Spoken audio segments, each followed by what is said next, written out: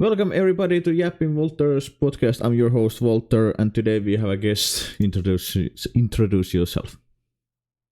Hi, I am Shibaru Dub. You guys can call me Shibaru. I am a game dev and a Shiba Inu VTuber.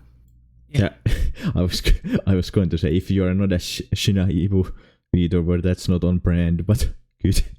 That is not on brand indeed. Some people have been calling me a monkey. I've been following that trend. I might become a monkey soon.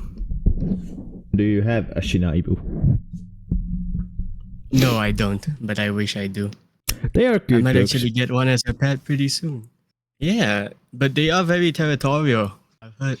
Yeah. Very territorial. A friend of mine has one. Actually, he has two, but he had to give the other dog away because it was getting too cramped, and the dogs were fighting.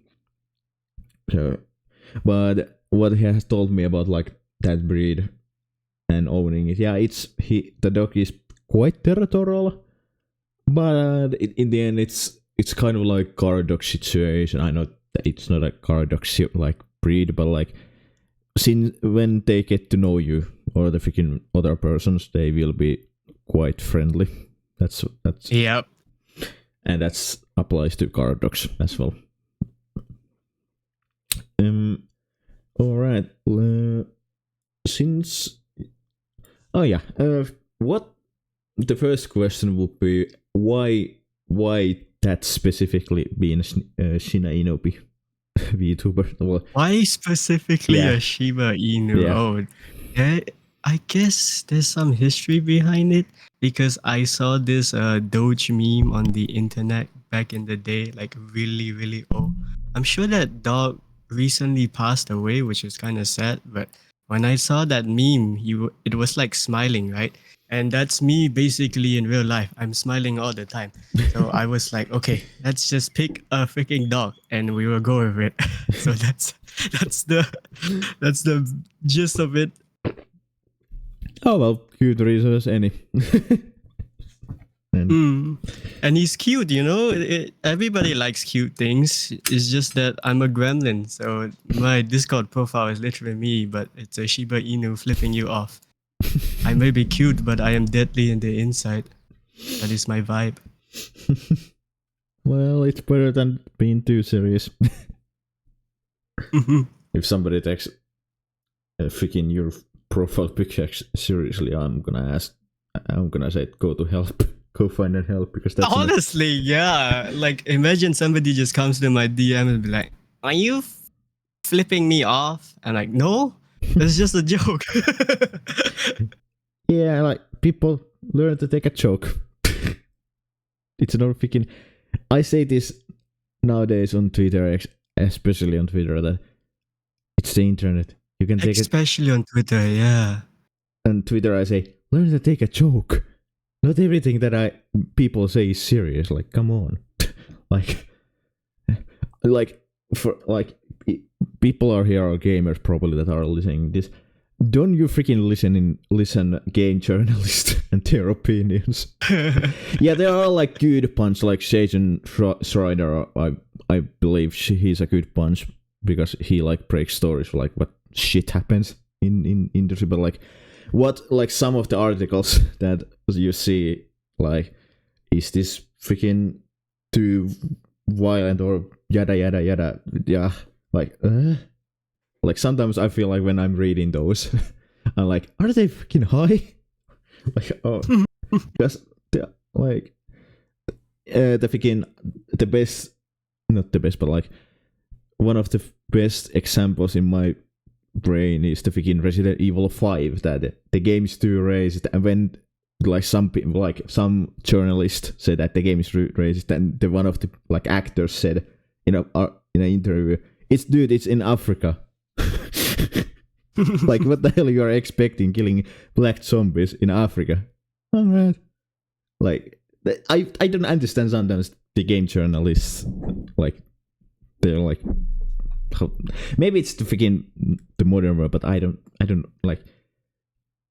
Yeah, maybe it's the modern world, or some game journalists are like hit or miss. You know, sometimes they will end up like writing an article about something that's accurate according to the game, or they would write something that's utterly stupid and then get hate for it, Yeah, and It's the same for, I think, Twitter, which yeah, is the reason why I was very hesitant on making a Twitter, because I heard a lot of negatives about it, but I just did it for the giggles, to yeah, actually network with people.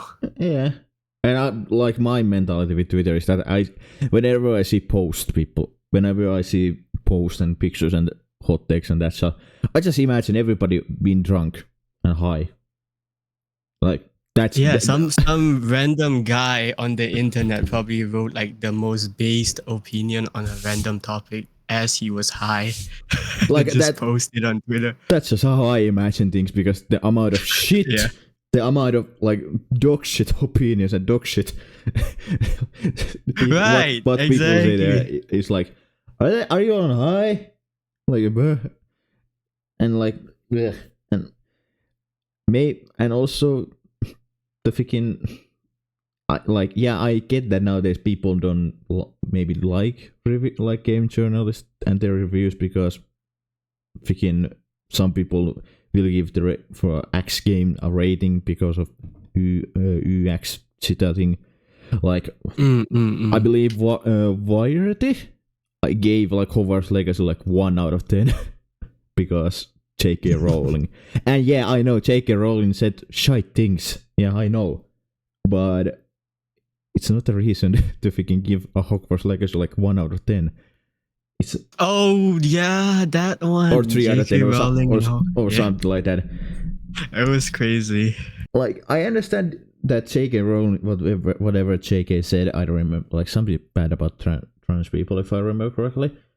Correct. And I was like, yeah, that's bad, because transhumans are humans. They have rights and that stuff. They are human. Exactly, yeah. Well, like, I can still enjoy. I'm a Harry Potter fan. Of course I'm gonna love the game. And I love Hogwarts Legacy because, well, like I said, I'm a Harry Potter fan. There, like, you have to learn to separate the art from the artist. Yes, well said. Yes, you definitely have to learn to kind of appreciate the art form, and the artist behind it. Like, imagine this: every World War II movie director, for example, or a movie writer, or a game, any like a studio, or like any studio that makes movies, anime, games about World War II. Are the devs like, and it's from Germans point of view? Are the devs, devs like believe in that, like what happened in World War II? Yeah, no, no, or if the main villain of a game is like a freaking the most cynical bad guy, like does the most horrible things, are the devs like doing that? Like, are they believing that? No, it's like good writing, and that's like what any like media I mean, like series, TV, game needs a good villain, like for example Darth Vader or Joker. They are good villains. They're pretty good villains. Yeah, even though they are even though they do horrible stuff in their respectable medias, and even though like Darth Vader and the whole Empire thing is inspired. Killed millions. Yeah, probably billions, because the galaxy is like how big galaxy is in Star Wars. But yet he died bringing balance to the Force. Yeah. Also, Disney, fix your shit with Star Wars. It's not that difficult, please. Oh goodness, what's the newest one? Skeleton Crew, was it? Yeah, what I have not given it a watch. But I have heard is my friend gave it a watch with his son, that it's a show that you would enjoy if you would see that as a 10-year-old. Like, I believe it's kind of like Uncharted mixed with Indiana Jones mixed with Star Wars, kind of kids show. I haven't seen it. Speaking of Uncharted, there was a live action, wasn't it? Yeah, and I haven't given that a video game live actions are interesting. The Minecraft one is booming, isn't it? Yeah, because it's full of memes. Like that, no, the lines how Jack Black is a good actor, like how he says some lines like the freaking "I am Steve" and that stuff. It's freaking hilarious, and It's just a meme now. Yeah. I am Steve, and that's it.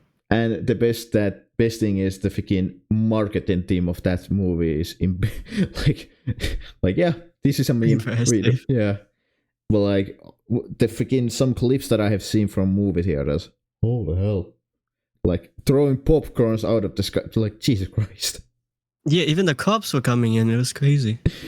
Yeah, yeah, I know that you people probably will like the movie, but it's like enjoy the movie. Sit down, watch the movie.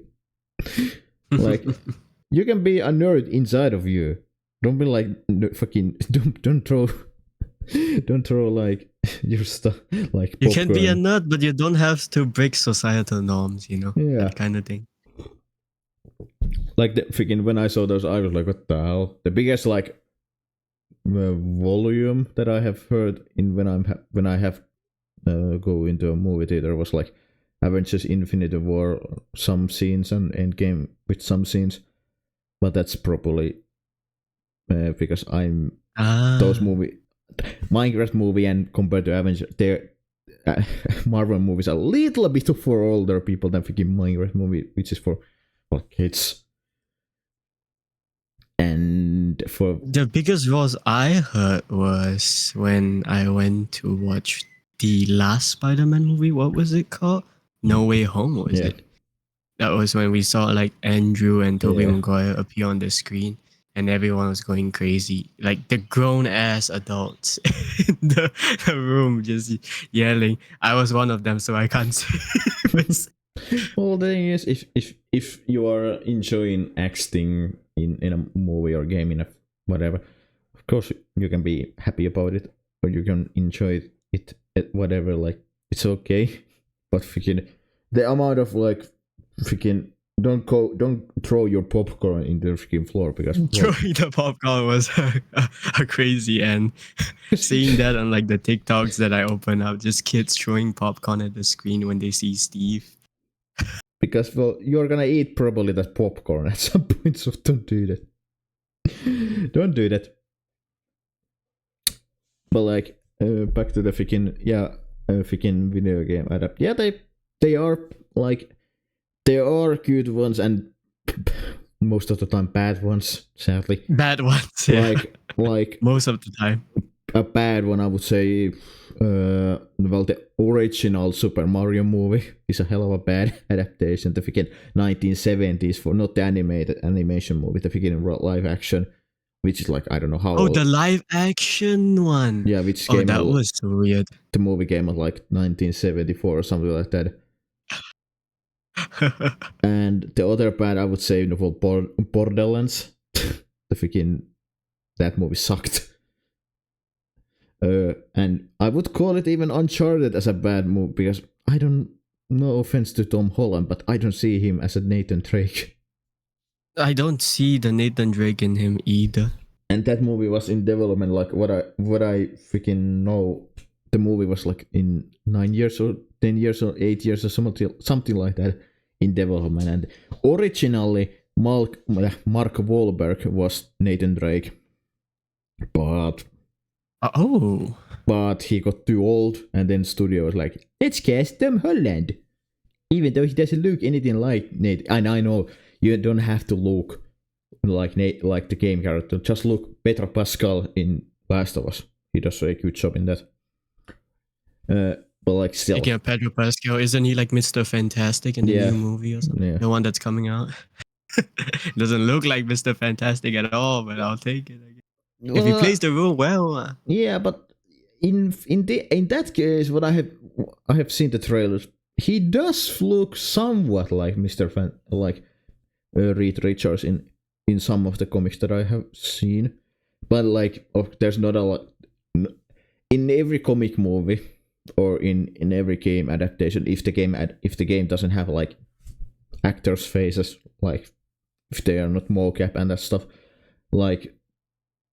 It never will be. Any actor will not be looking like exactly like freaking exactly the character. Like, although The Last of Us is hell of a good show, the freaking Ellie I don't remember her name.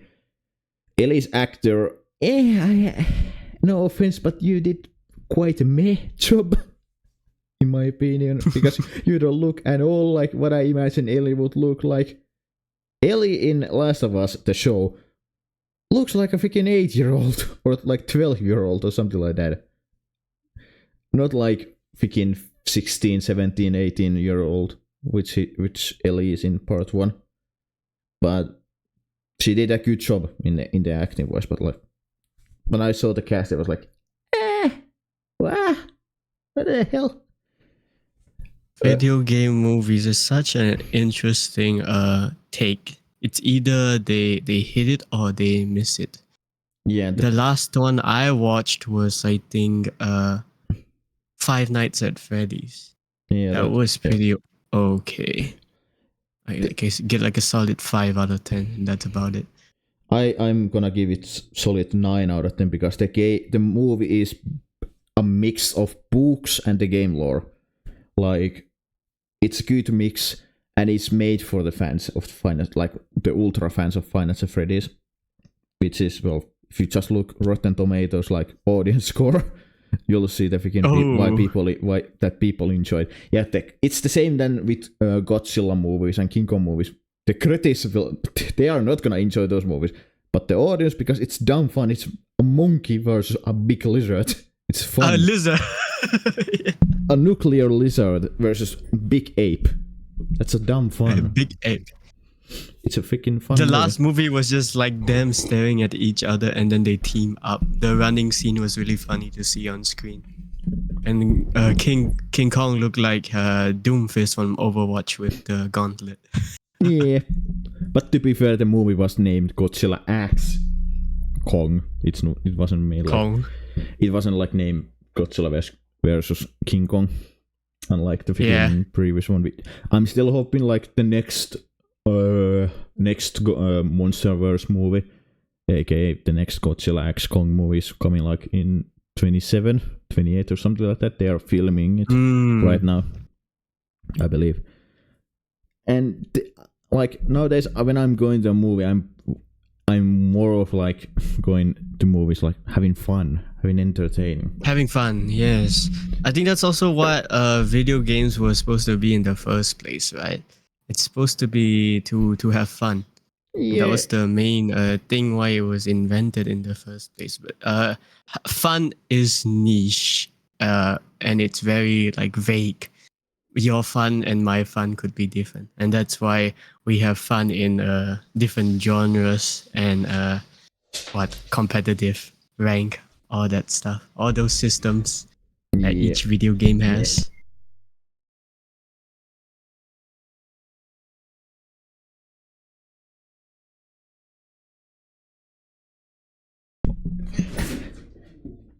Yeah, like it that applies to like everything in life, and like fun is, or like you said, it's a subjective matter. Like I like different stuff, you like different, we like to have fun in different stuff, and that's fine. And it's all right to not to disagree. Yeah, it's completely all right. Yeah. Like I'm thankful that not everyone in this goddamn planet doesn't like the same things, because that would be hella boring, first of all. It is, yeah. All of us would not be unique or different. Yeah, like I can wholeheartedly say that if all people would just like sports games, yeah, I would be freaking fuck. This planet will be doomed if we would just play EA, FCS, Madden, and those games. Or everybody just would play Call of Duty. Oh, yeah, Call of Duty, oh goodness. I've never played any of the titles, but I do have friends that play. I was more of a Halo kid. Or everybody would just play Fortnite, for example. Like, well, I know that this generation is already doomed, but that if everybody would just play Fortnite, yeah, I know it's a big bunch that play, but still, if everybody in freaking from 0 to like 90 would play, yeah, no hell. Just plays Fortnite, you know. If they only play Fortnite, then I don't think Fortnite would have done the things they do now, which was the collaborations that they do with other video game IPs. That's Because all the attention is on Fortnite. That's the guy from Fortnite. And literally, right? Everything you see Goku and you'll be like, that's the guy from Fortnite. No, he's from Dragon Ball. Get alive. Yeah, I saw that, and friend of mine when Attack on Titan Eren skin was released to Fortnite, and what probably was another skin. I don't remember. It's been like 2 years or something like that when that collab happened. But like he was like, "Is that from Fortnite?" I was like, "What the hell?" Attack on Titan is not from Fortnite. Sorry. It's its own thing. It's an anime. And he started asking me, like, where's this is from and this is from. I'm like, listen, dude, you have Google. Use that. And it, like, seriously, he was like, is Batman from like freaking Fortnite? I was like, oh, for fuck's sake. No, oh, for fuck's sake, no way. Like, I understand if Fortnite makes a collab with like a smaller scale game or franchise, but like freaking Goku or Dragon Ball or Naruto or Attack on Titan or Star Wars, and those are like hella big franchises, even though one of them, aka Star Wars, has freaking been shite for some time. But still. The past few years, ever since the Disney era, it's been shite for quite some time. The only one that I kind of enjoyed was The Bad Batch. At least Bad Batch was a good show. Clone Wars final season was great. Rogue One, good movie. Force Awakens, well, it's the same movie than Force. That's the problem with that movie. And Last Jedi, it's a good movie, but a bad Star Wars movie. Because Rian Johnson is a good director, but he butchered Star Wars. And, well, Acolyte was a piece of shit of a show. Acolyte was, I felt like the villain was written pretty mysteriously. I wanted to know more about him, but everyone was like, oh, it's not doing well in the box office. We're gonna drop it now. No more Acolyte Season 2. Yeah, so it's kind of sad. And the freaking power of many, power of two, or what the hell this singing scene was like. This is not Star Wars, but I did. That shows, yeah. So Star Wars, just Disney, it's not that difficult. Just hire like some people who not like, I don't know, bring George Lucas back. That would be. Or just hire people who are actually passionate about Star Wars, you know? Yeah.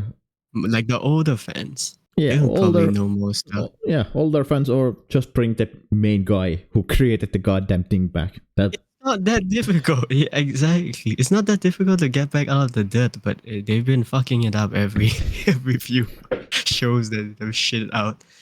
Like the other one that was so was Mandalorian. I enjoyed it.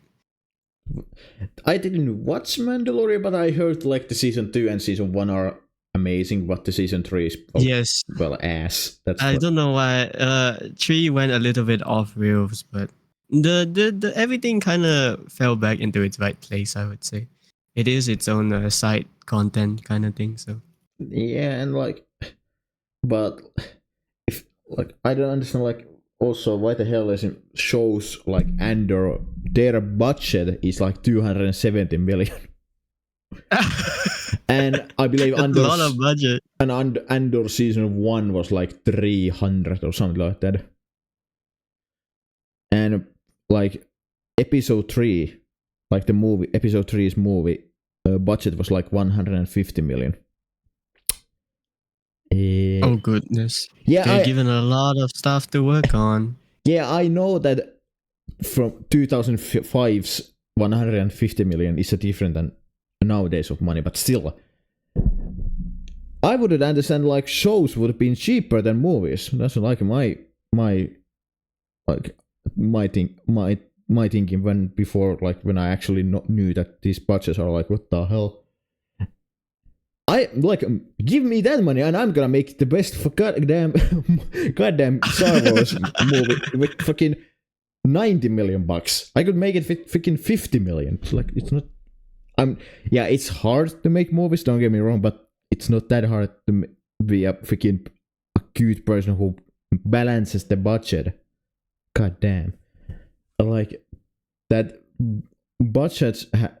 In every kind of like media, the budgets have been overgrown, like AAA games, for example. Their freaking budgets are out of the roof. Like, how the hell Marvel Spider-Man 2 on PlayStation 5 costed like $300 million or something like that. Cyberpunk costed like $500 million to make. Red Dead Redemption 4, like how? Like, what?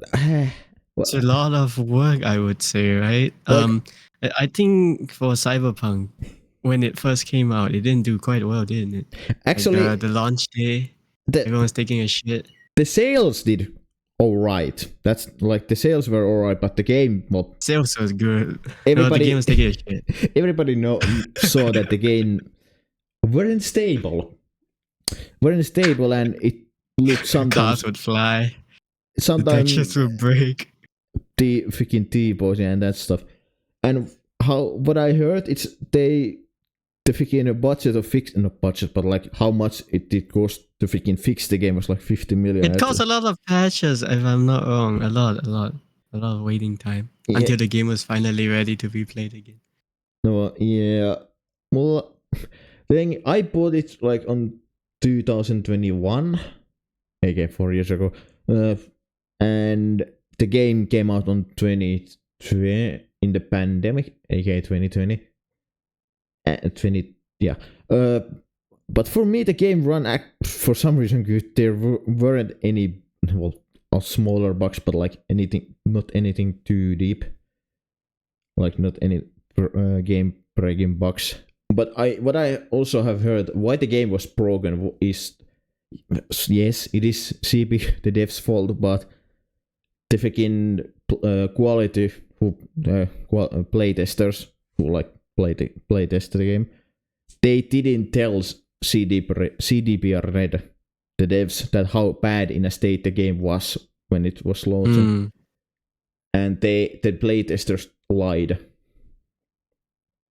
for the state of the game, and I was like, why the hell you would lie in that? The game launched in a criminal state.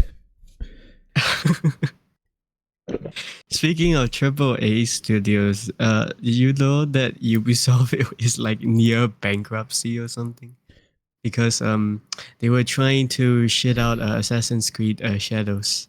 Yeah, and I think they spent a lot of budget there, and they couldn't back down, right? Because it's been like one Assassin's Creed game is like one IP, and it like takes forever to make. The budget's there, they have everything.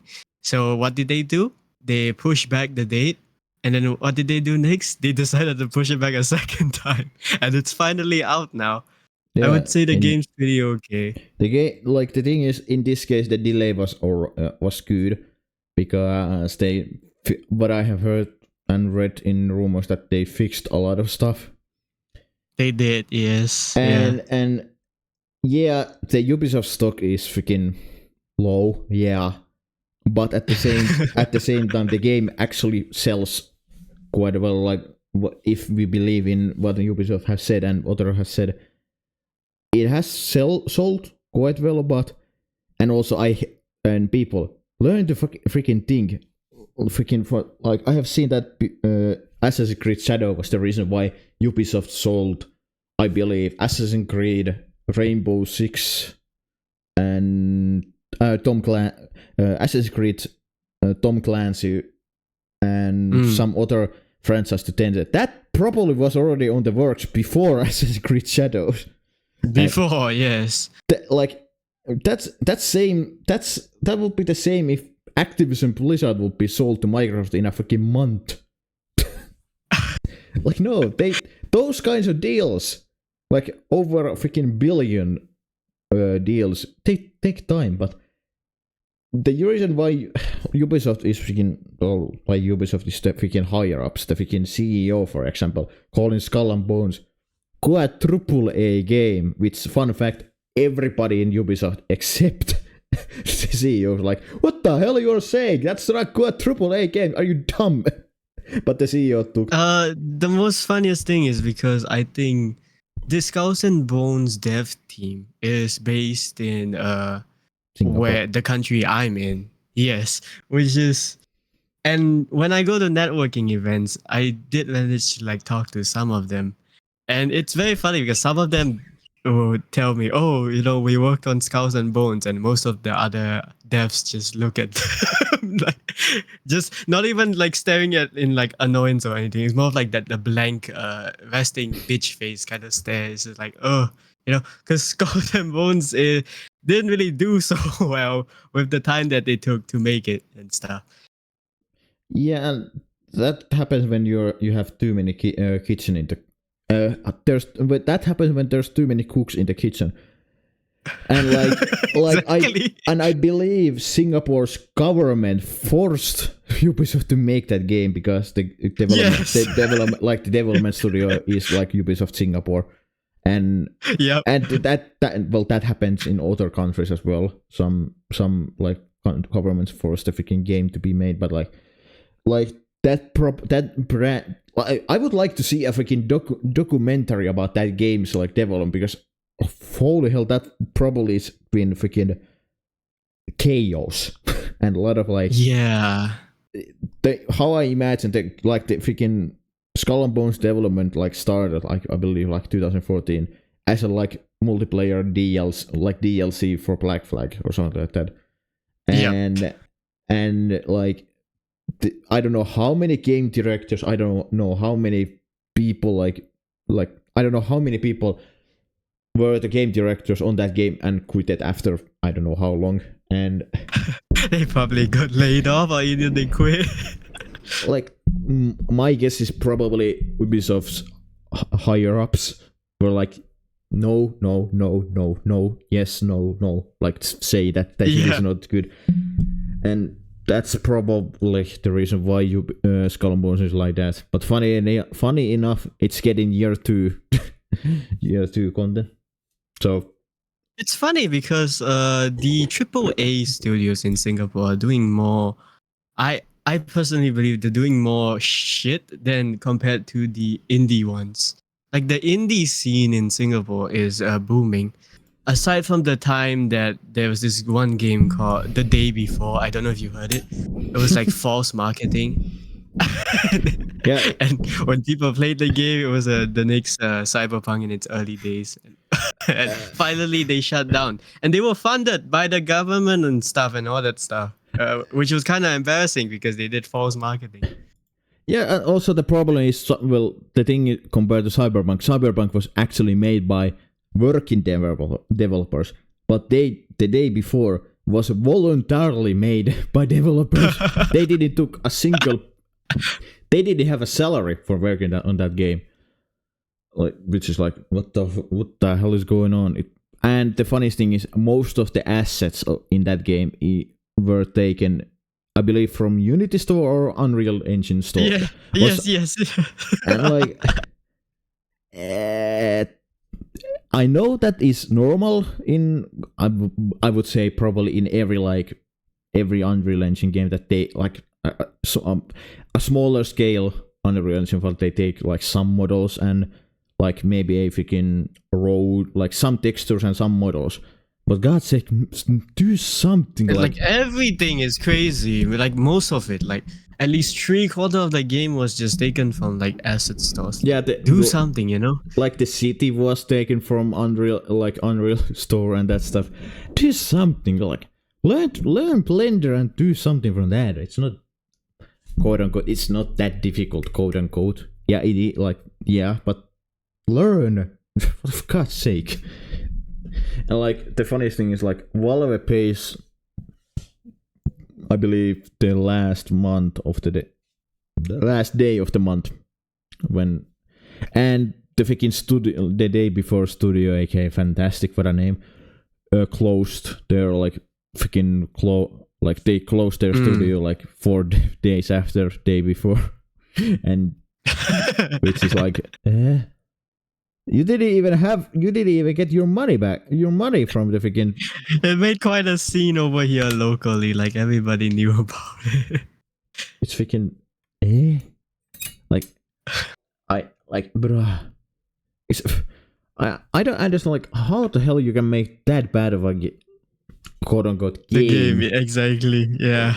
And the fun, like, I'm believing that the freaking voice act, like the quote unquote voice actors, they were AI, because Jesus Christ, some of the voice lines in those characters, they don't even sound like human, they sound like robots in my.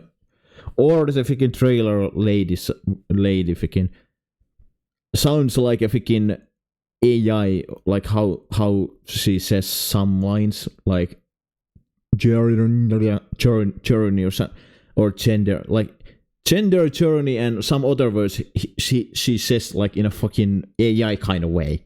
Like when I looked at, I was like, what? Yeah, this sounds AI. Yeah, this sounds exactly like AI.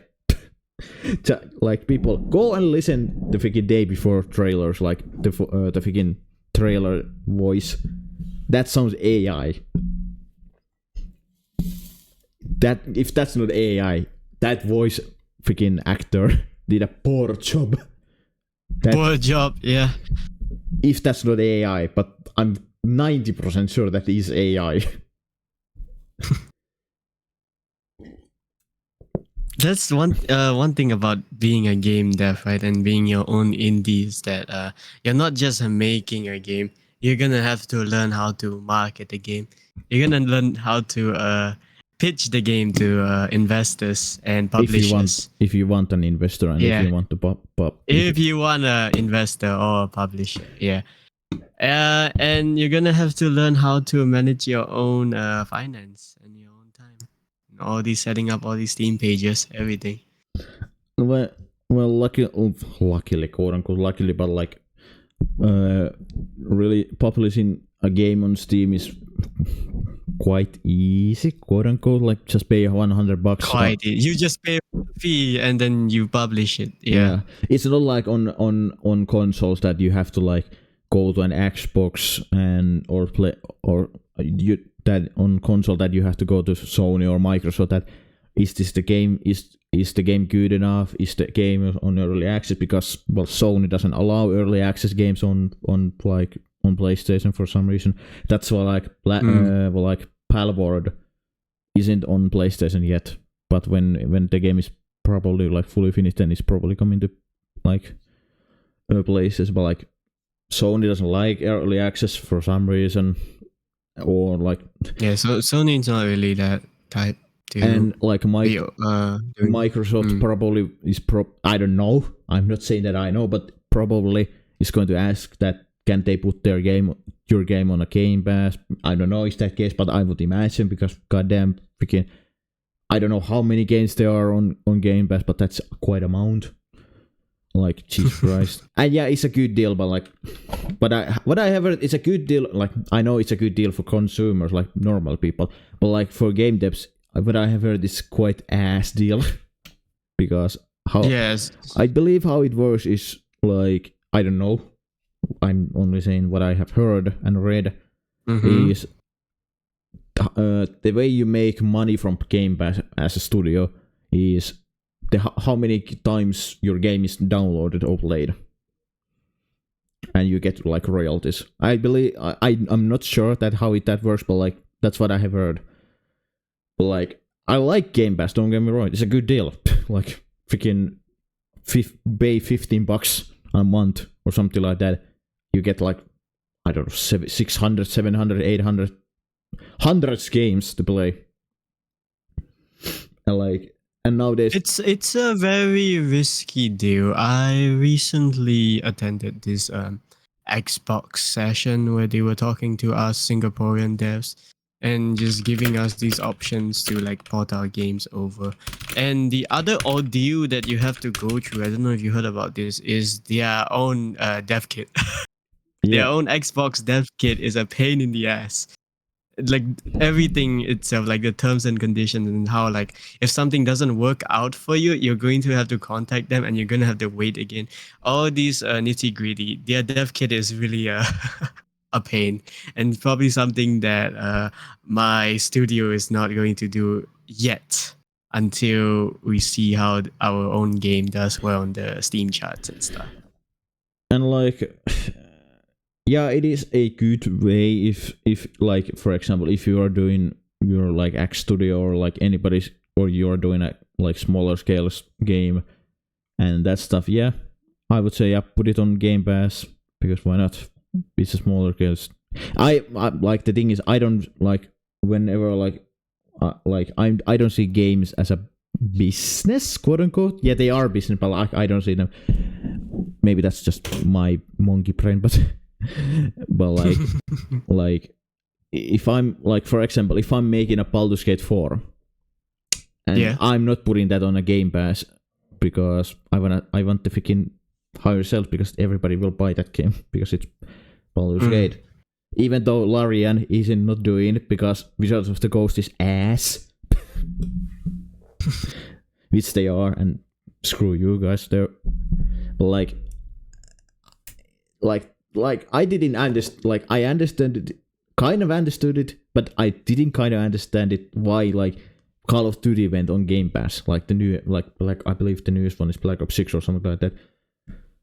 Because it's on Game Pass, yeah, it is good that for people to play it, but like, and I know Microsoft's like strategy is put all the baskets, all the eggs in a one basket, aka Game Pass, which is ass, like compared to like Sony.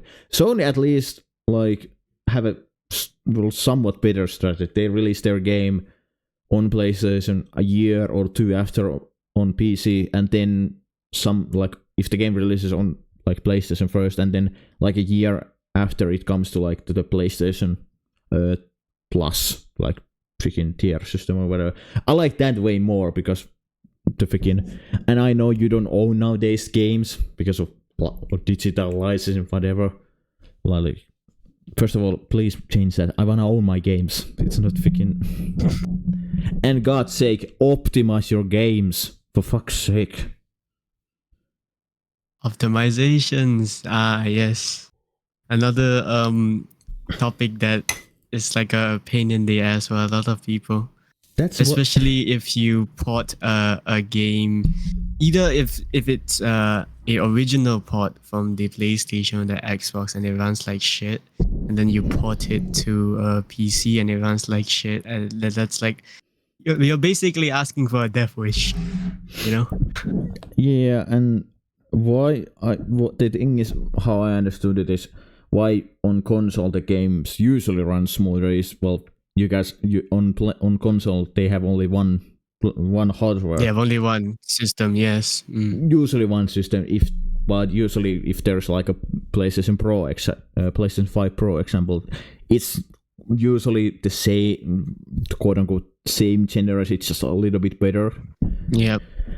And the freaking, also I hate Xbox Series S. It's a dumb way. It's a dumb thing. That's why I feel like that's one of the reasons why freaking games aren't feeling like new gen, aka this current generation. Like they are not feeling like PlayStation 4. Like I would say probably most of the games that are released on PlayStation 5, Xbox Series X could be released on PlayStation 4, because the freaking Series S is holding that back. Like the only ones that I would say are like PlayStation 5 games, the quality wise, are Baldur's Gate 3, Elder Ring, like AAA games. And yeah, I know Baldur's Gate 3 isn't a AAA game, but goddamn, it feels like it. It feels like it anyways. Well, it is kind of hitting that part already. 17,000 endings. You can have sex with bear. The funniest thing is somebody said that's too woke. I'm like, who the fuck cares? You can Sex with bear. Wow, that's the selling point. like the funniest thing is like 200 people bought Baldur's Gate 3 because of that scene. And it's a freaking quite a moddable game because Larian released a official like mod launcher in the game. That's so you can just click up mod install and it installs it. It works. It just works. And they are free, unlike Bethesda. Fuck you for charging for mods. Like if you wanna download mods for like Starfield, you have to pay. That's but yeah, Elden Ring, Cyberpunk I would say nowadays feels like it, but when it launched, hell no. Baldur's Gate 3, that's about it. There are like nothing from EA is well, Jedi Survivor looks like PlayStation 5 game, but as somebody who plays Jedi Survivor played it on Jedi Survivor on PC, it optimized ass. The optimization was terrible. Like the latest one from EA was what was it? It's like the split fiction, right? Yeah, that also feels. But I'm not saying that's because of EA. That's because of the freaking Hazelight or like whatever the studio name who made it. EA was the publisher, but like. That game also feels that the game at the same time to me feels PlayStation 5, but the freaking newest generation and PlayStation 3 and Xbox 360 game. Like it feels old but new at the same time because it's fun. It's fun co-op game. And I know Sony gets a lot of hate for like their like remasters, quote unquote. Remasters like Last of Us Part 2 remaster, but if this is true, it's Naughty Dog's way to train new developers to getting used to their engine, like their game engine, because Naughty Dog uses their own custom game engine that I don't know what the name is. It's the same like with Capcom. Capcom uses Red Engine for most of their game, but like that's a good way. Even though I don't like it as a consumer, I hate it. But if I would be a studio head, I would do that to get new developers on board with the engine, so they don't mess up with like new projects. I would do that. I understand that like business, I understand that side, but I don't like it. I hate it. Business side is understandable, but consumer side, it's a different thing. Like, but at the very least, freaking Naughty Dog and Sony are actually doing with their remaster something, unlike freaking Nintendo. What I have seen from Nintendo Switch 2 games that are like games that are from Nintendo Switch 1 that are ports or enchanted or upgrades on Nintendo Switch 2, which is they are just a little bit better graphics and a little bit better frame rate. And that upgrade costs like $20 or something like that. And the most funniest thing is I didn't even caught up with the Nintendo Switch 2 boom when it was like getting announced and they were like announcing the newer titles. I was completely in a coma. It's something that I have not given a watch yet, but a lot of people are hyping it up. I don't understand the hype yet. People are like, the games looked fun, look alright. What I saw in the direct. The biggest problem with people with that console is the price, and the game price. The game prices are upwards from $17 to $90. So and the funniest thing is digital games are $80. They're like not all of them, but like for example the Mario Kart, the newest Mario Kart World. The Mario Kart World as a digital is $80, and digitally it is $80, but physically it's $90. I am not willing to pay for Mario Kart game $90. Nope. And the console, Nintendo Switch 2 console is $450. That's the base price, but with tariffs and tax and that stuff, it's most likely gonna be like $500 and in here in Finland it's almost $600. So imagine buying 2 Nintendo Switch ones. That's the price over here. So I was like, times are changing, you know. The consoles are getting more expensive. The games that follow suit are like times 2 worse than they were before. Like the thing is, do I want to buy on freaking with $500? Do I want to buy a Nintendo Switch 2, the only console, only for the console, or do I want to buy a Xbox Series X or PlayStation 5 and buy a freaking, I don't know, Baldur's Gate 3 and few indie games with that? Yeah, I'm gonna buy PlayStation 5. Yeah, I'm gonna go with option 2. Yeah, and like, or am I going to buy Steam Deck, which is $300, has my my PC games, compared to Nintendo Switch 2, which is like I said, $500 in here. Oh, actually, sorry, it's almost $600. Do I go with the Steam Deck? Yeah, I'm gonna go with the Steam Deck, which is like $300 or something like that. Which is, I'm happy for Valve that they released Steam Deck. It's freaking, it's amazing. It's amazing for people who want a handheld. It's quite big. Like Steam Deck is quite big device, but at the same time, I prefer big than small. I have big hands, so that's probably the reason. But like when I'm holding the Nintendo Switch 1, I feel like it's freaking like too little. It feels like, I know it. Well, it is actually. I feel it's too little for me as well, and I have a really small palm as well, and holding just one side of the end while I was playing like Overcooked with my friends. I was like, oh, why the fuck is this thing so small? And like the Joy-Cons, I hate those things. Yeah, Joy-Cons are too small. I hate their joysticks. They are bad compared to like, I know like most of the controllers joysticks aren't like that good, but like I prefer, like I use my PlayStation 5 controller on PC all the time. Yeah, I'm a Sony quote unquote fanboy. I grew up with PlayStation. Sony fanboy. I'm not I don't play with my PlayStation 5 nowadays that much, but like sometimes I play. But like I use PlayStation 5 controller more than I use my Nintendo Switch 2 controller on PC with a freaking USB cable.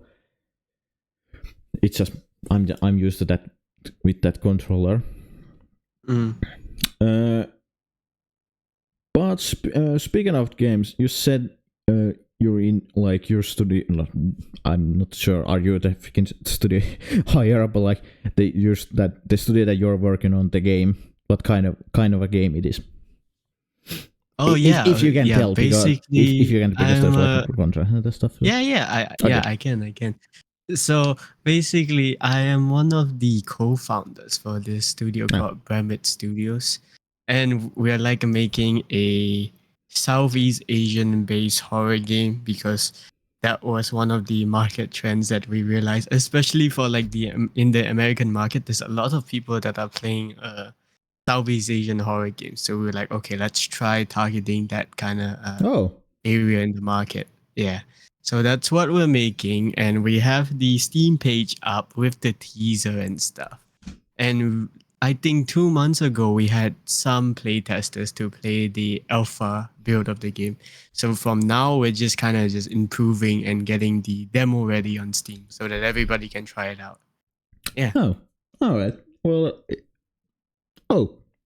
but that I didn't know that. Like North American people. I know you said American, but I'm gonna just say North American, make it easier. I didn't know that NA people liked like South Asian horror, like that type of a game. Well, every day you learn more. But it's not every day, but they do stream it on Twitch and YouTube and make videos of it. Anything that's horror, and they do get interested in the Southeast Asian kind of side. So that's what we're targeting. yeah, I would say probably I can argue with that, but but people find this is probably somewhat of true, but like nowadays I feel like people are more leaning towards like Japanese, South Korean, Vietnamese, Singapore, like those countries games. Yeah. Those types of games that are made from those countries, because maybe they didn't like they don't like nowadays BioWare's game that they previously liked, or EA game, etc. It's maybe there's a whole reason why people chose those games. Some of the reason is well, let's just say that horniness is something to do with that. Oh, I'm just saying that a lot of freaking Japanese games have a freaking hot ass characters. I'm just saying that. Yes. I'm just saying my personal Persona 3 days. Japan and then China's following the same trend too, with all the other gacha games and everything. Yeah. They have the hot little anime waifus and everything. Yeah, and Korea is following suit. Well, Korea has the freaking male audience and the female audience thanks to solo leveling. Because goddamn, Chan Zivu, holy hell, he looks handsome. He does, and it's a good anime. But if somebody wants to be, it is a good anime, yes. But like, I'm pretty sure they made a game out of it, didn't they? Yeah, it is a game. They made a gacha game out of it. Yeah. But I haven't yet played it that much because I'm waiting that the game comes to Steam. Because the controller support. That's the thing about the gachas, right? Yeah. They just make really attractive characters, and that's what brings everybody in to play it. It's quite easy. Anyone can do it. I'm gonna say probably 95% people play for those hot characters. Like, I play Genshin for the story. You're the other 5%. Yeah, I'm the other 5% that plays. Like, I mostly play Genshin because that was the comfort game for me on pandemic, on Corona. Because it Corona and Hoyo introducing Genshin, it just hits right, and everybody in their mother in the house was playing Genshin Impact. It was the golden touch. It was the right game in the right moment. And they boomed, and they got lucky. Because if you believe in all those multiverse shenanigans, maybe in a different timeline, COVID did not hit, Hoyo would not be as successful as they were now. Because it's one game. It's Honkai Impact. Yes, as much as it made like a boom in the gacha market, it did not make such a global boom like Genshin.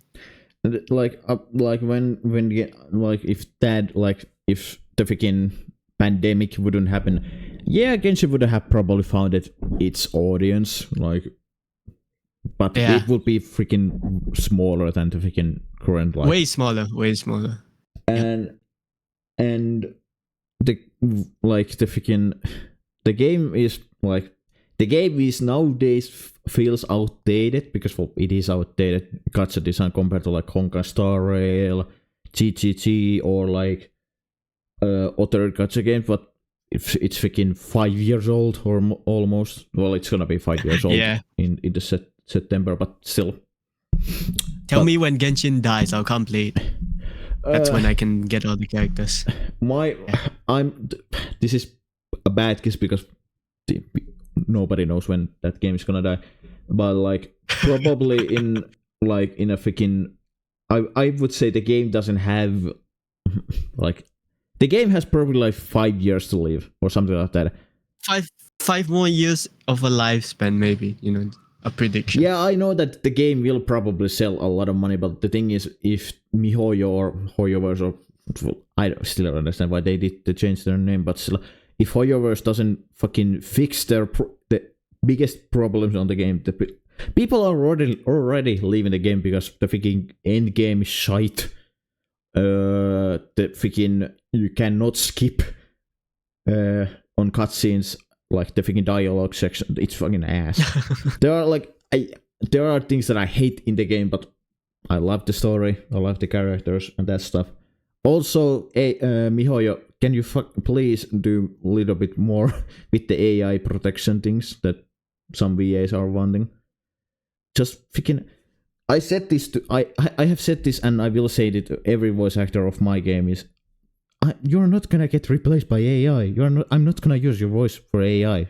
I'm not like freaking. And Mihoyo, you make freaking billions and billions bucks like yearly. Like, come on, or even probably a month, because goddamn. Like, but yeah, back to the actual point. But like, the freaking point that I was like, Asian games, their art style is for people in all the place because people enjoy anime. I would say that's probably the reason why people like Asian games.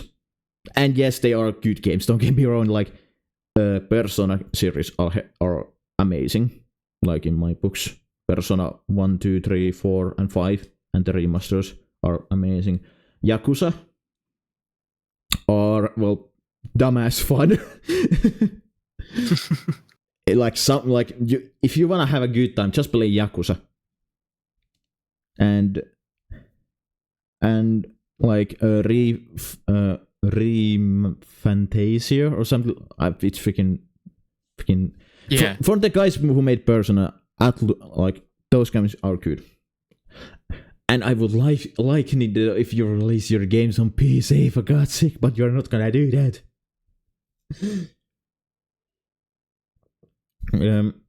And there are more like indie style games that are big on market. But I do wish one day we would have a time when I can play Mario Kart on the PC without maybe the use of emulators, of course. Yeah, that's a different thing. Oh yeah, another game that is freaking Asian game is Palworld. Also, Nintendo, why the hell you're suing Palworld for? Oh yes, they IP'd, what was it? Catching with a ball. The ball, right? Like or catching something. Yeah. The throwing ball. To throw thing. something to catch. Yeah. Yeah, I do agree. It looks somewhat similar, but like, come on, freaking, it's a Pokeball. Of course, it's gonna look. But come on, Nintendo, you are. And I know Nintendo is known at this point for their like bullshit anti-consumer, anti-fun, like yes, like, and yeah, all the Capcom games as well are like hell amazing. If you want a horror game, action horror game, or Resident Evil games, those games made me fear of freaking. Made me freaking be fear of games when I was a kid. If anyone has played original, the older Resident titles, I was born in 2003, and my brother played Resident Evil 4, the original, and I was 4, I believe, or 5 when I saw the freaking Resident Evil 4 gameplay. The freaking, if people have played the freaking the original or the remake, the freaking Refrigerator or something, like the freaking monster that keeps the freaking breathing sound, like that monster. I saw that when I was 4, and Jesus Christ, I got scared the hell out of. And I saw that when I was 4. Like, bro, that was hell of a scared. The refrigerator. I don't remember exactly the name, but like something like something like that. Like Resident Evil games like are scary, and they are freaking hella scary. But like, people are nowadays more towards the Asian games than Western. I hate that term, but Western games. Like, but like, I believe maybe this is a bad comparison, but I feel like Black Myth Wukong is like a step in way, like Black Myth Wukong was a portal to like Chinese culture, like mythology and like ancient stuff, like as the same way like Witcher 3 is to Polish, like Legends and Ancients stuff. Like, isn't Black Myth Wukong the freaking story based on like a story or something? The like Monkey King, yeah, and Journey to the West and all that stuff. Yeah, and what I have seen from the game, it looks amazing, which is good. It looks amazing. The game plays really well. It's very comparable to all those like Elden Ring. Yeah, those Souls-like games. Yep. And I like that finally Chinese game developers have a game that isn't a gacha free-to-play game. That isn't gacha. Yeah. And finally. And it is a good game in all of hearts. Like, and I'm happy that Japanese already has like Monster Hunter Wilds, Resident Evil, Persona.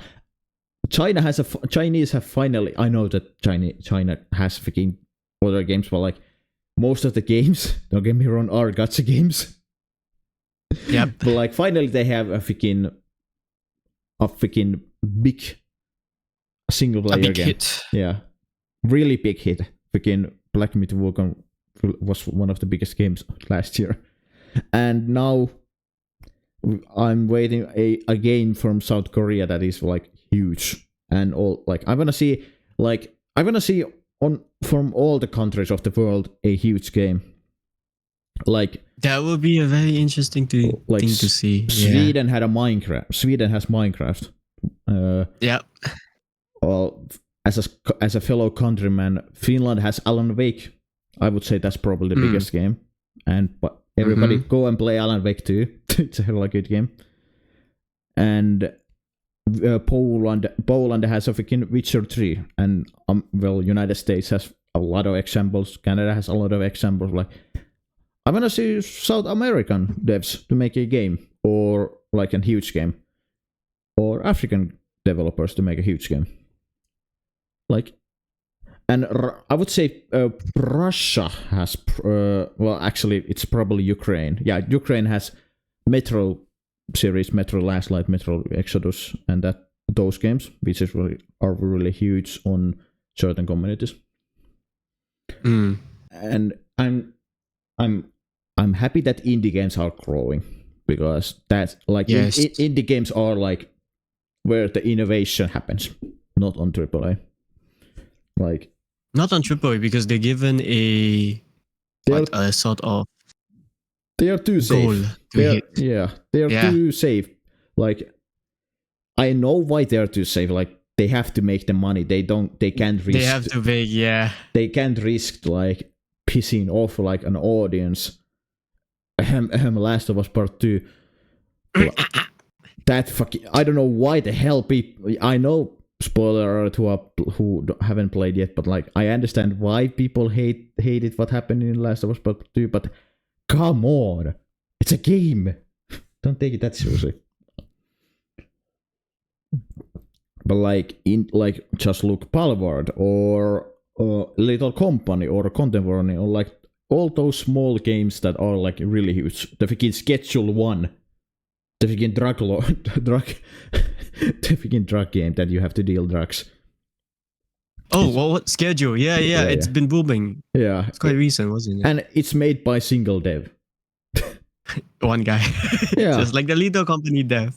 Yeah, and like Repo, the freaking emoji, the freaking game where like it's kind of like a Little Company. That game also is booming, and that was like made by 4 or 5 people. And there's an inside joke from my colleagues and I. We've always said that the guy who made Little Company, he is fucking set for life. You know, he has enough money to feed his children and the next generation. And then he partnered with Epic Games to release an outfit in the Fortnite. I mean, what the fuck? He is literally set, and he also introduced this sort of new genre of like procedurally generated horror. You know? Yeah, like and I would continue. He kind of like made the genre of like collecting X stuff and bringing it back to like Repo is another example of that genre. I'm happy seeing that that type of games grow. Like I'm happy.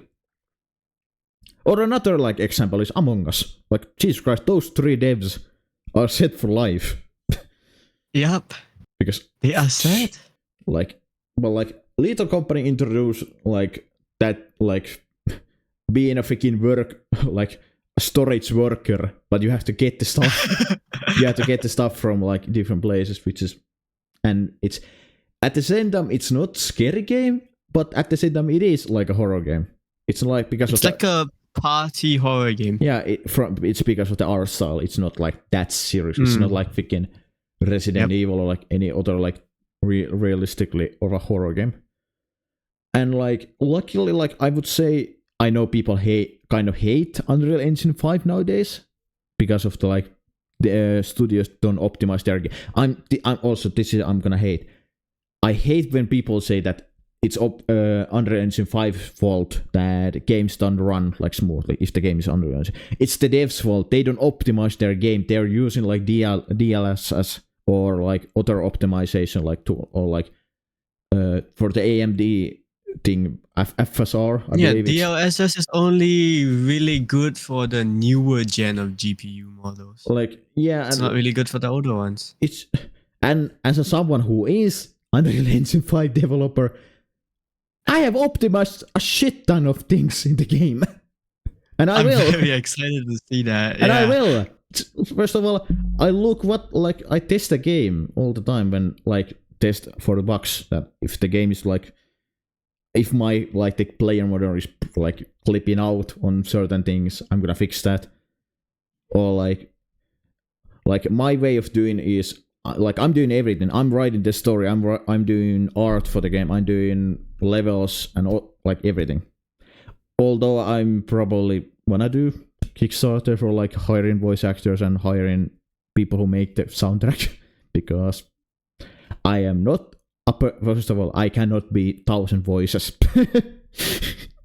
I am everybody.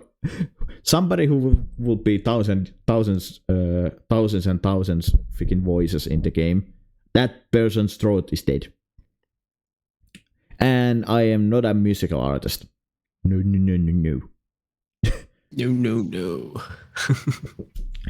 But like what I can do is Blender and Unreal Engine 5. And I have to be the story writer because the universe of the game, because my plan is quite huge for the universe. Also, if everybody please be excited for September, there's gonna be a standalone novel for that universe. It's not very excited. You don't have to play the game or read the novel to freaking understand the game plot. It's basically a spin-off novel. Or just imagine it like being a freaking spin-off thing or spin-off standalone thing into freaking. Like look at freaking Final Fantasy Online. It's not linking to like Cloud storyline. It's kind of like the same. Like no.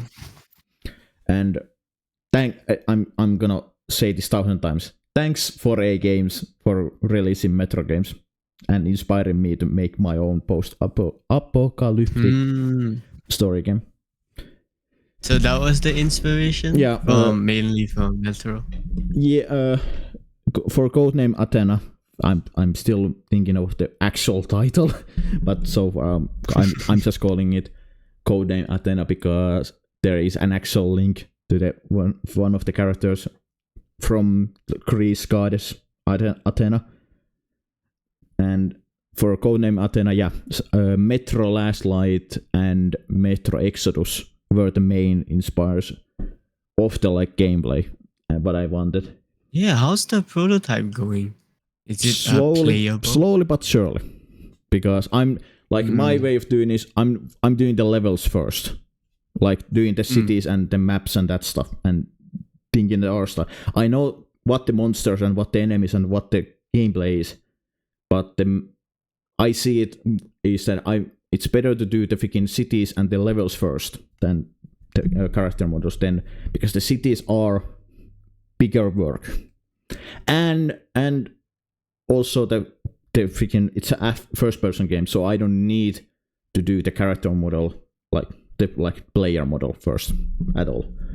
I'm gonna do that probably in the later stages. Well, I'm not later stages because it's first-person game. People will not see the freaking character model if they're not going into like freaking mirror, but that stuff. And since I don't have a concept artist, so that's why also I'm doing the freaking cities and the like buildings. If I would have a concept artist, I will do the freaking monsters and that stuff, but I don't. So. And I'm writing the story, so that's also taking a huge part. Yeah, interesting. I'm also writing the story for the game we're releasing, and it's always been constant research after research of just me finding topics to put or anything that I consider interesting or what the audience in the horror market consider interesting. You know, every day I hunger and thirst for more things to write into the lore. Yeah, I would say that's a good way.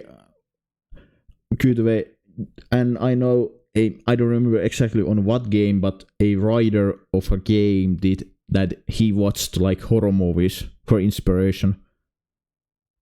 For like few. That's literally what I'm doing. For me, I'm doing that. I'm like. Listening like lore videos of like different games. Like there's a channel called Wise Fish. Wise Fish. He does different lore types for different games. Like he does lore for Cyberpunk, and he does lore for Metro and like that. I'm using them as an audiobook because it's a good it's a good listening. It's relaxing listening. Over 2 hours of Cyberpunk. Yeah. Cooperation law. Interesting. Yeah. They're like one of my favorites are the freaking corporate war on Cyberpunk. That's a really good lore and really good story. And besides the Cyberpunk, the game is part of like the tabletop games because Cyberpunk wasn't created by CDPR. CDPR just licensed the freaking IP from the freaking book author and the tabletop author, which is the same person. But he has done like Mass Effect lore and different like all the things that I love. And I have said this in the past. The game's story is inspired from few different medias. It's inspired by Attack on Titan, Cyberpunk, and Metro.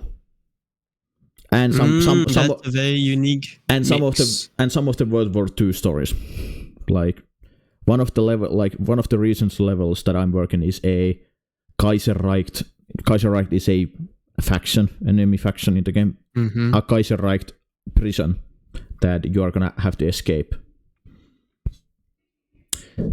And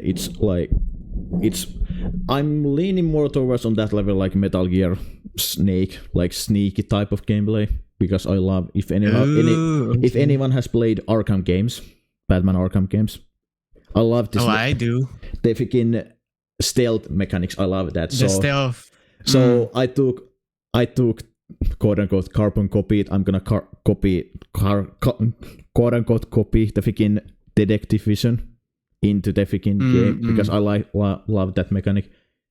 What do you think of the stealth mechanics in the Insomniac Spider-Man titles? They are different but similar to the Arkham one. They are different because it's a different superhero, but like they are not as good. But probably that's because by the design, I feel like, because Spider-Man has different catches and it's a different superhero. Batman being he doesn't have superpowers. Superpowers, yeah. Only superpower he has is he's freaking rich as hell. He's rich. And his brain, I don't know. and his freaking his IQ, like you said, his superpower is his IQ. Yes, what the contingency plans. IQ and being rich and will. He has a freaking and will. Like, his will is freaking another planet of this goddamn universe. Like, he will go through whatever mission he has, no matter what is standing against him. Like, Superman, yeah, fuck that. I'm gonna go through that. Wonder Woman, screw that. And yeah, like, and yeah, the codename Athena is setting in a fictional world because of licensing issues. I'm not gonna pay for I'm doing most of the time, like most of the things in the game is fictional because I don't wanna be like, is that something that I have to pay copyright, or is that something that I have to license? Like, for example, there's gonna be 33 guns. And all of them 33. Yeah, 33. 27, Oh, wow. 27 normal types of guns, and the rest 6 are gonna be collectibles. Ooh, okay. Like, if you have played Resident Evil 4 and you shot, I believe, all the medallions, the blue medallions in the game, and you got, in the original, you got the freaking electric weapon, I don't remember its name, but it's kind of like that you get something, like a freaking special type of weapon that you can use.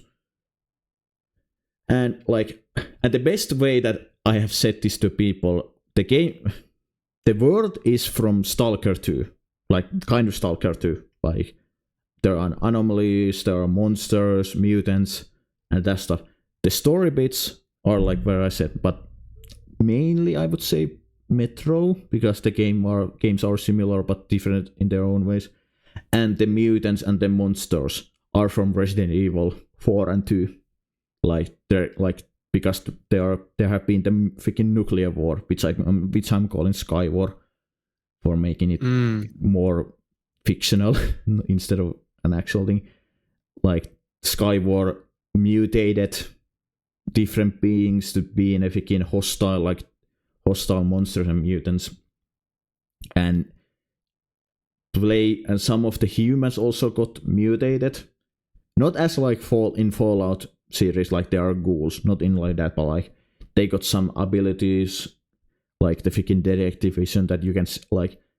It's not, like I said, it's not gonna be exactly the same, but like kind of the same. Like, some people have the abilities to see through walls, some people have regenerative powers, and Kaiserreich and Pharex are like after those, because if you cannot guess, Kaiserreich is Germany, and Reich was very big plans of certain mustache man from World War II. I'm not gonna say his name, but everybody can guess.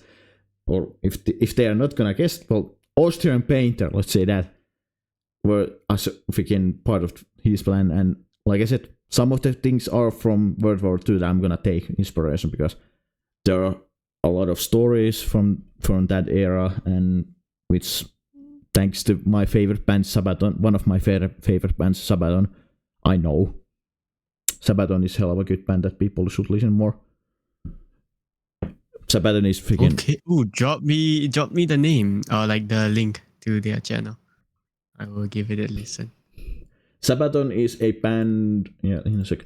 Sabaton band, in a band, is like, they take like actually happened like war stories that happened like in real life, like Bismarck, for example, is a good song. It's an actual like warship that happened.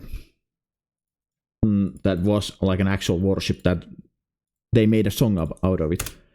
They don't like glorify war at all. They take it as freaking the most respectable way that they can. Like, they don't say that this side or that side was better, or like, if they are like doing a song about World War One, they are not like those countries were the bad guys and this country was the good guys. They're like doing it the most respectful way that they can.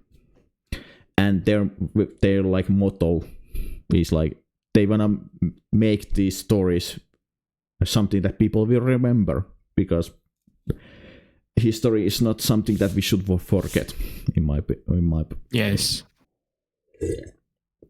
Humans are a greedy species, but sometimes we can do something beautiful, and those songs are like,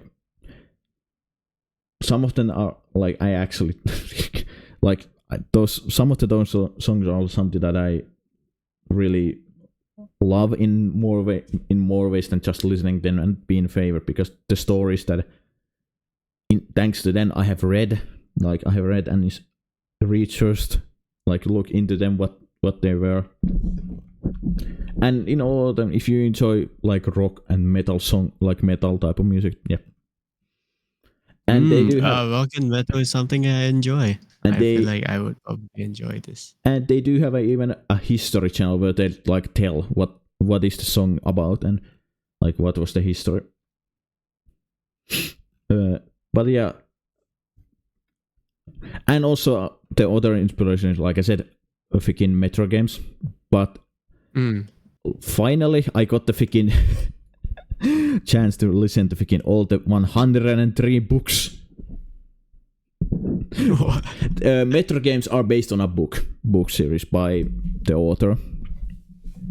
So, and there are three mainline books: Metro 2033, Metro 2034, and Metro 2035.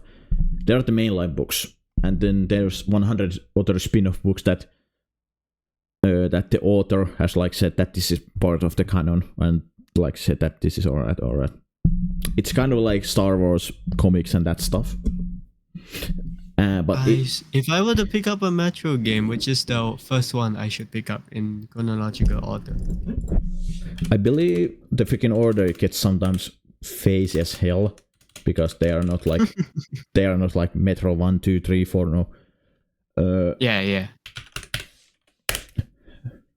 But the freaking way to play them is Metro 2033, Metro Last Light, Metro Exodus. I see. Okay. There are Redux versions of them, but they are the same. But Redux is just like shortened version of like, and they are fixed some of the stuff. So it doesn't really matter which one you buy, like Metro 2033 or Metro 2033 Redux. They are the same game, just little bit maybe more polished, or maybe some bugs are and that's like, or like some added content, and it's not like they're only like small fixes and that, but they are same game basically. And there is supposed to be at least the new Metro Awakening, which is a VR game. I'm not 100% sure. Is it supposed to be happening before Metro 2033? But it's a VR game, so if you don't have a VR headset, Oh, okay. I do have one. Oh, that's a new.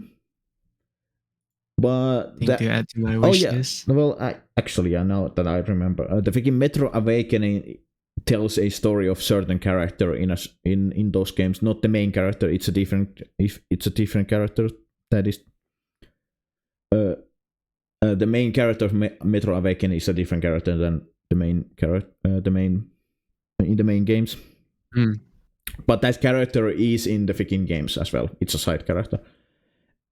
The one thing like my friend who played Fallout games, I said you should play Metro games because he likes a lot of post-apocalyptic games. He said that is a Metro games good, and I said, since you are coming from Fallout, don't be like that. Is this Fallout like Fallout? Yeah, it's not gonna be like Fallout. Metro games are more. This is a dumb word, but I'm just gonna say they are more realistic way, quote unquote. They are more realistic way of like how. So there's no giant power armors. No, not in that sense. And there's not like there are comedic scenes, but it's not like in Fallout. There are dark humor in kind of everywhere. And yeah, the games are like the new, like Metro Last Light and 2033 came out on like 2013 or 14 or something like that. Yeah, you can actually see them. You can actually see that they are somewhat start to show their age, but I still love them. I'm gonna love them. But one thing, when you're gonna play Metro Exodus, you're gonna get one of the immersive games out there. It's really immersive of an FPS game. And have you tried? What was it? I managed to play Stalker Yeah. 2 when it was on its early access. what I have So I played, went to one of but I the have played Stalker. exhibitions. But I have played Stalker 2. It is a good game, really good. I'm just been waiting for the freaking optimization. I played it once through because the game was like lagging and bugging the hell out of on my end. So after the first playthrough, I'm gonna wait until I get a better graphics card. I have 3060 Ti. I'm gonna wait until I get a better one, and I'm gonna wait until the freaking bugs and the lag and every issues in that are mostly fixed. What's in your wish list? Do you want to get a Radeon or a Nvidia? Well, the thing GPU I'm for the I'm upgrade? gonna get 4070 for $300. 300? 300 Damn. because a friend of How much mine was gigabytes? I believe it's the freaking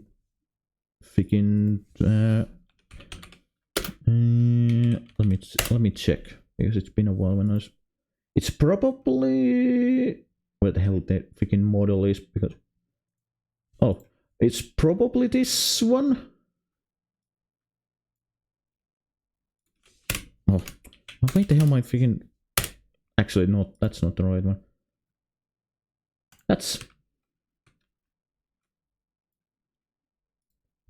My friend won a giveaway for the freaking RT, and he has 4090 already. So he was like, wanna freaking sell wanna buy a freaking a new graphic card. I was like, yeah,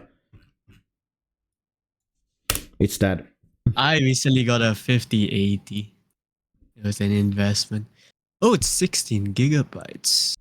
Yeah, it Republic is of not the Gaming. freaking TI version, but that's basically the same graphics card that I'm gonna get. Yeah, that's not bad. Wow, that's a huge upgrade from the 30 series. Yeah, and to be Very fair, so huge. far 3060 Ti has been alright. I'm using it as 1440p card, by the way. And it works. Okay. It works in like most of the games that I play. Yeah, not all of the games run like perfectly, like not on the highest frames, but like I can play like Assassin's Creed Shadows on medium graphics run like 60 FPS on my end. And like Cyberpunk run like 60 or 70 FPS on medium. And to my eyes, I cannot see the difference between high and ultra and medium. To me, they are quite basically the same.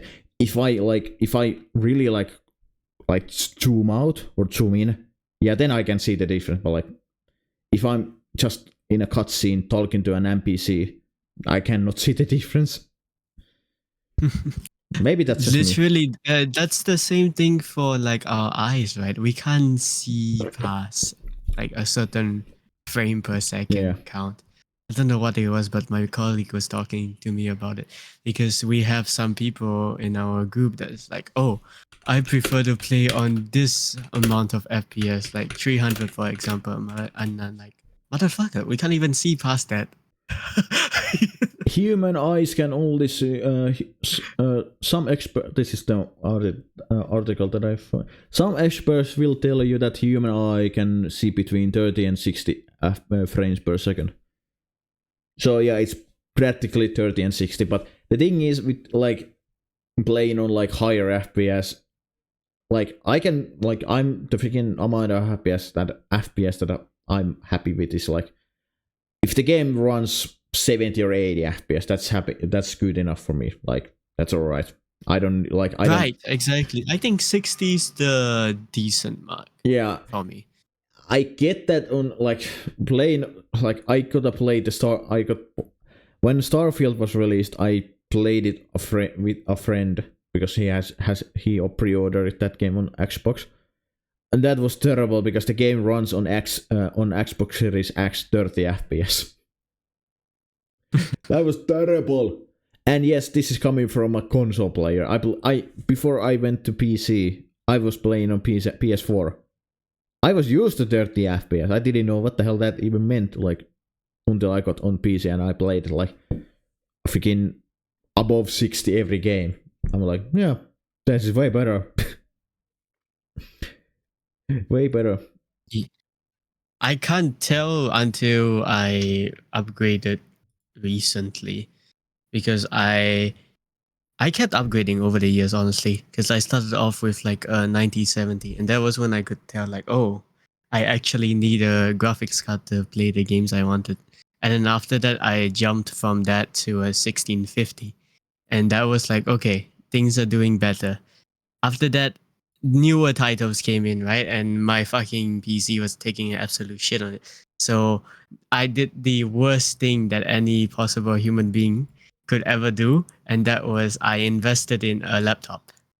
And I paid around like 4K because that was when the 30 series was a thing. So I got a 3080 with 32 gigabytes of RAM. But the thing is, right, for laptops, no matter how much you take care of it and keep it cooled, it's not going to fucking come down because that shit always goes above 90 degrees. And then after like using that shit for like 3 years and streaming with it kept giving out every few years. And I think last week was like my breaking point. I was like streaming and it wasn't working. It kept going high temperature and I couldn't fucking cool it. And then I left to have some food. I came back, motherfucker was in a coma. Like he never woke up again. I could not open it. And I was too I couldn't be bothered to fucking get that thing working. I repaired it for like 3 times here. Like I kept replacing part by part. There one time the repair guy came in. It's like, oh, you gotta get a new motherboard. Like, okay, sure. So I was like, you know what? That's it. I literally just poured all my savings with the help of like my family to just get a fucking new PC just to stream with 64 gigabytes of RAM. Because why not? I did an overkill build. I feel like I'm finally at the point where I can stream with ease without the temperatures going up to 90. Because I thought 90 was a normal thing, honestly, until I realized that I could fucking boil an egg on it. Yeah, and like I feel like nowadays, if you like only want to buy a freaking for gaming a device that you can like bring it everywhere, I would just get the Steam Deck or ROG handle, or like handheld PCs like ROG or Steam Deck, because they like their temperatures are in a good place most of the time. If you don't play like a freaking Cyberpunk on the highest graphics or something like that. But like if you are playing like Lethal Company or like Binding of Isaac, like or like indie games that are not gonna take like the biggest space, you're gonna be absolutely fine with Steam Deck or you will be fine, yep. Or any like most of the games are gonna run because Valve is kind of maybe not forcing, but like are like saying the developers make it run on Steam Deck, which is good in my books, because I'm gonna buy Steam Deck more than Nintendo Switch 2 because the pricing it's freaking cheap, much cheaper, and the funniest much cheaper indeed. And the funniest thing is you can get Steam Decks like on $200 used, probably, and like from Valve, that they just cleaned the Steam Deck and changed the battery. That it's basically a new one, and it's like, but it's used. Like maybe there are some like scratches, but like that's only a visual like minus side. But they are cheaper than the new ones. But I'm like, of course, I would prefer to get just a new one. And that way it's a good, and also it's a good for Linux gamers, because Steam as a Steam OS, the freaking thing that Steam uses on Steam Deck, is a Linux, which is good for Linux because Windows sometimes, not sometimes, but oftentimes suck. So sometimes they suddenly introduce an update. The next thing you know, your PC is having a time of its life. Yeah, and some reason Windows wants to put AI in goddamn everywhere. Oh yeah, speaking from game dev to another, what do you think about AI in game development?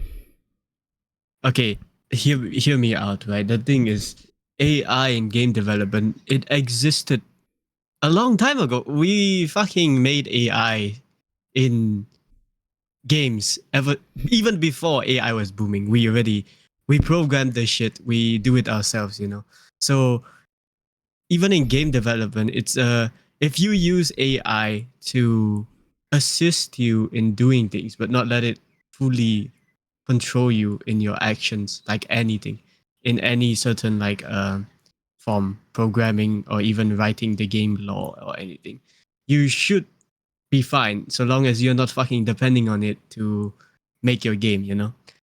And a lot of people are always talking about how AI is so cool, right? But the thing is, us game devs, we already had AI even before they fucking knew what AI was. Like we made AIs for so many things. Yeah, Yeah. they're like the probably the most common known examples are like when you're creating a freaking Minecraft map, like a Minecraft world. It freaking AI creates the map. It's freaking or like Minecraft or Valheim or Little Company. They create the map like from random seed that the freaking game engine has, and then bada bing bada boom, you're in a world. That's all, like that's or Bethesda games use that as well. Like it's in their games, and that's a good way. That's a hell of a good way in my That's book. a very good way. Yep. Because the every map is gonna feel different. It's not gonna be like there's this resource or there's that resource. Like that's my problem with Forest, because the map isn't like it's the same always, at least. Oh, it's the same. Yes. I would say it's 95% times the same, because sometimes I feel like, is this the same map, or maybe it isn't. It's just it's most of the time it is the same. So playing that, like I can play that one time in few years, because then after a few years I don't remember what the hell everything is. So it isn't like but you're always making a new run instantly. Then you realize that, oh, there's a fucking hole in the middle of the map. Yeah. That's where the end game is. you know, like AI is like, for example, if you're a person who wants to get into game development and wants to, I don't know, download Unity or like download Unreal Engine 5 or download a game engine that is free, and if you wanna like look up tutorials, I would just use ChatGPT. Like, can you teach me teach me or link me a tutorial or teach me how like what this does. Like teach me how to do a movement controller, something simple. You know? Yeah, there are like, of course, there are tutorials on YouTube, which is good, because thanks to that, like I learned a lot of stuff before I started Codename Athena. I used, like, I have a few projects that didn't work out because I were using them as like learning tutorials, and like it's freaking ChatGPT is in that way good, but freaking if AI is used in a game development for making art or like you replacing voice actors, yeah, that's not a good thing. Nope. That's not a good thing. Yeah, like literally, you can use AI to help you out, but I've seen game devs that just use AI for everything, and if it's for content, right? You've seen like all those YouTube videos, like I made a horror game just using AI. That's completely okay if you're going to do it for content's sake. But if you're actually going to want to make a full-fledged game and you're just going to use AI, in the long run, you're fucking cooked, you know? And besides, if you release the game on Steam, you have to tell that you used AI, because Steam has a rule that obligates you to explain how did you use AI. Like, did you use it for like art or creating maps or etc. etc. So that's a good. And oftentimes nowadays I feel like Steam makes a lot of good changes for the consumer and for the players to like for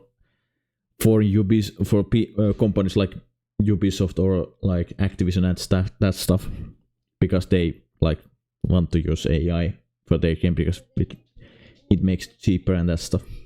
So it's a good that Steam is doing that. And like, yeah, if you're using AI as a tool, good. Don't just replace. Don't use, replace. Yeah, because it's the game stories and the art and that stuff is made by human. That's why it feels good to see that it's human.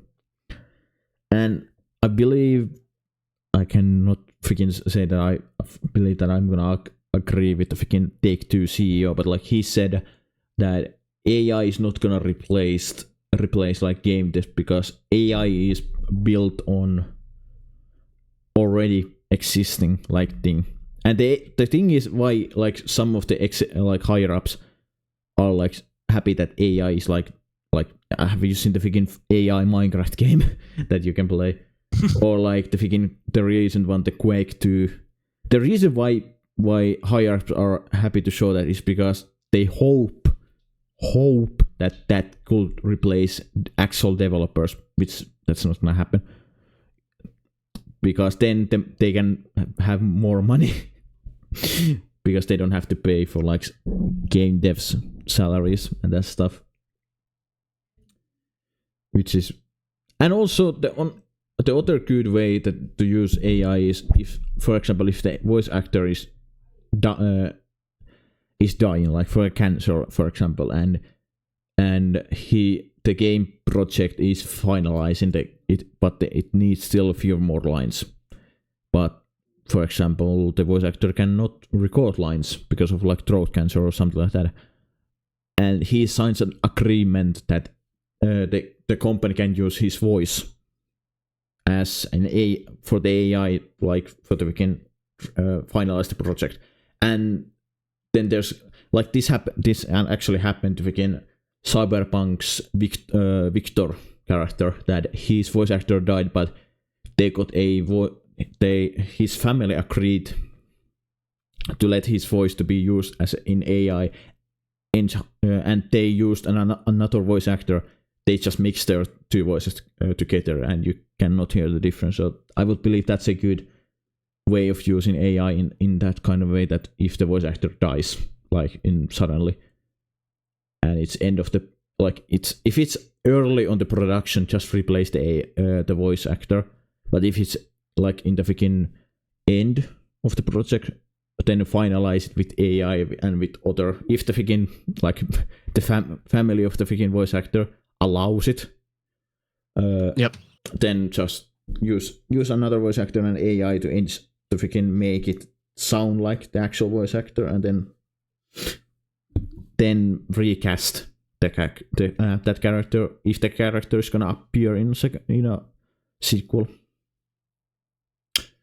But like you said, AI can be a good tool, but don't let it replace a creative side of game development, because game development is in the end of the day is about creative, being a freaking creating worlds and that stuff. I would say that's what all the things that I wanted to talk.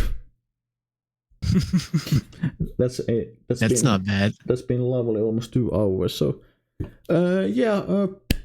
thanks Shibaru for joining in, and every Shibaru's every social is gonna be linked down below. The game that he's working on and his studio is working on is gonna be linked below. If you're gonna go and follow everywhere, go and freaking wishlist his game and that stuff. And if you enjoy the content, please subscribe and that stuff, follow. If you are gonna order something from Waifuwares, use code WalterCC for 15% off. Yes, please use the code. I get a freaking I get an affiliated link from that. So if you use that, thank you. And I will see you guys next time. Bye.